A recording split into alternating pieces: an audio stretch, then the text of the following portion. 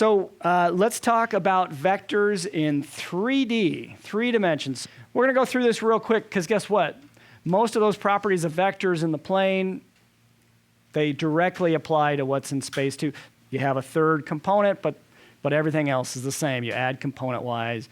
You multiply by a scalar the same way. So we'll go through this pretty quickly, and there shouldn't be any big surprises here. Raise your hand if you have a question. If you want me to slow down and explain something in more depth, raise your hand. I'll be happy to do that. So first off, let's plot the vector 2, 5, 3. We're going to plot it as an arrow, just like we would in the plane. So the fact that it's in 3D just makes it a little more difficult, but the technique is the same. If you're not told, you assume the tail, the beginning point of the vector, is where?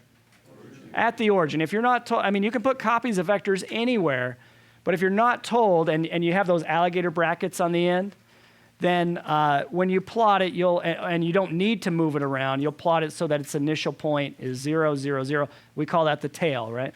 So let's give that a shot. Let's create just a 3-dimensional coordinate system. Actually, a faster way to do it would be to take the 2-dimensional one and then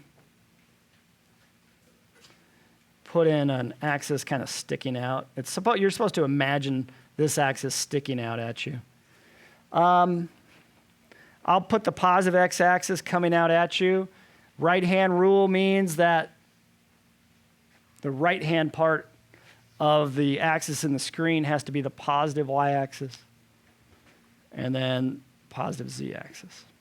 So 2, 5, 3, you just plot the tip first and then connect the tail to the tip, right? So 2, 5, 3, so it breaks down to trying to make this have some kind of perspective in space. So if you can plot points, though, you can do this. So we'll come out 2 on the x, 5 on the y. Notice I'm making my scale marks parallel with the opposite, or the other axis. So the scale marks on the y-axis will be parallel with the x-axis. Scale marks on the x will be parallel with the y. That's 3, 4, 5. I'm trying to make them evenly spaced, but you're doing it freehand. It's not going to be perfect. So then we're going to make a corner of a box, aren't we? So go parallel out from x equals 2, go parallel with the y-axis using a dashed line. That's going to be like a side of a box. And then same thing out from y equals 5, parallel with the x-axis, and where those two dashed lines intersect in the xy plane, that would be the point 2, 5, wouldn't it? And then we need to go up 3. So again, right now I'm just plotting the tip of the vector. So what would 3 look like? I don't know. That whatever this distance is, right? This distance from the origin up 3 units. So I can use this little trickery.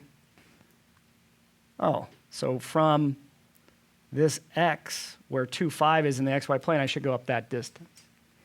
Yeah, you could use a ruler if you wanted to. So at the, let's see, I'll make it in red here. So this would be the tip of your vector. By the way, let me erase this little doohickey right here, but I will replace it with kind of the vertical edge of the box going up like that to give it some kind of perspective. That is going to be the tip of your arrow when you think of 2, 5, 3 as a vector. And then I'll just use my arrow tool. You could use a straight edge. Draw, okay, the tail is the origin, the tip is that red dot. There you go. Okay? It should look like it's hanging out over the first quadrant in the XY plane, right? Any questions on that? Okay. So practice that. Believe me, you will get better at it, but at the very least, have a straight edge, right? Suppose we have 2 points, P and Q. P is 5, -2, -8. Q is 2, 3, -7. Let's write PQ in component form. There's no reason why component form would be any different, except for an extra component, than it was in the plane. So a vector is not a point. A vector in space can be an ordered triple composed of three values of change, right? The first value you could think of as the change in x between the tail to tip, right? The second value would be the change in y from point P to point Q. Tail is the P, tip is the Q.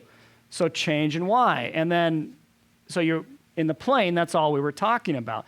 But now all we're doing is adding another component. The third value of this vector is going to be represented by the change in the height value, or z value, from tail to tip, P to Q. So change in z. And that's a really nice way to think about it, because once you realize that the components are delta x, delta y, delta z, all you have to do is use subtraction to find those differences. Really, delta x is the difference between the y values and the points, right? Delta y is the difference in the y values between P and Q. Delta z is the difference in the z values. And then the method becomes clear. And by the way, that formula I gave you in the video holds, right? What do? You take the tip to get it in component form. You take the tip, which is Q, and subtract off the tail, which is P, right? So we're going to take tip minus tail. The only thing I really like that way of remembering it. The only thing I don't like is that both words begin with T, so it's easy to switch them around, right? But it's always the second, the end value, the end of the arrow minus the beginning of the arrow, coordinate-wise, right? So what would that look like here? So PQ, if we actually showed our work here, you would take 2 minus 5, would you buy that? It's like finding the run in slope, isn't it? In fact, that's exactly what you're doing. Delta x is the run. So 2 minus 5, and then what's delta y? 3 minus negative 2, and then what's delta z? Negative 7 minus negative 8. There you go. Now, do you have to show all this work? No, you could do this stuff in your head, but it's the first time I'm showing it to you, so of course I'm going to show the work. So what does that turn out to be? Negative 3, 5, and 1. There's your vector PQ in component form. Should have been, I didn't write negative. Okay, negative 3. Negative 3, 5, 1 in component form. That's PQ in component form, I should say. Does that make sense? Notice the notation. We have the little half arrow over the PQ to indicate it's a vector.